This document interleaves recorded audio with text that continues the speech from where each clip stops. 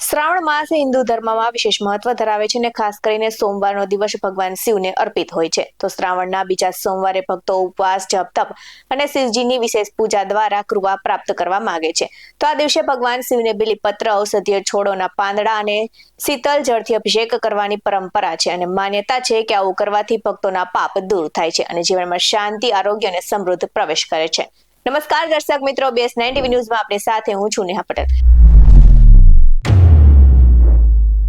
શ્રાવણ માસ ચાલી રહ્યો છે ત્યારે આજે બીજો સોમવાર છે ને ત્યારે દેશભરના શિવાલયોમાં ભક્તોની ભારે ભીડ જોવા મળી રહી છે. તો શિવ મંદિરોમાં હર હર મહાદેવના નાદ ગુંજી રહ્યા છે અને શિવજીને જળાભિષેક કરવામાં આવી રહ્યો છે.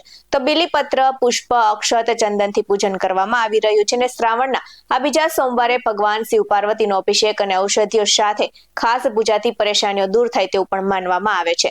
તો આ દિવસે ઉપવાસ, શિવ અભિષેક અને બિલીપત્ર, ઔષધિઓથી પૂજા કરવાની પરંપરા છે અને સાથે જ આ દિવસે ઝાડ છોડ વાવવાનું પણ શુભ માનવામાં આવે છે. તો પૌરાણિક માન્યતા મુજબ અશોક, આંબળા, તુલસી, પીપળો, વડ જેવા વૃક્ષો રોપવાથી દોષો દૂર થાય છે અને પિતૃ પ્રસન્ન થાય છે. તો ચંદનથી ઘરમાં સમૃદ્ધિ, પ્રેમ અને લક્ષ્મીની નિવાસ થાય છે અને સાથે જ બિલીપત્રથી રોગ ટળે છે અને રોગીને આરોગ્ય મળે છે. તો વડથી દુર્ઘટનાઓથી સુરક્ષા અને નવગ્રહ દોષની મુક્તિ મળે છે અને પીપળો વાવવાથી નકારાત્મકતા દૂર થાય છે અને આરોગ્ય અને લક્ષ્મીનો વાસ થાય છે તેવી માન્યતા છે.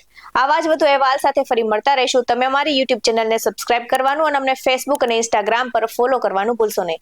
બાકી અવનવી અપડેટ્સ મેળવવા માટે આપ જોતા રહો BS9 TV ન્યૂઝ. અહીં આપવામાં આવેલી જાણકારી વિવિધ દંતકથા અને પૌરાણિક માન્યતા પર આધારિત છે. BS9 TV ન્યૂઝ આવી કોઈ પુષ્ટિ નથી કરતું. નમસ્કાર.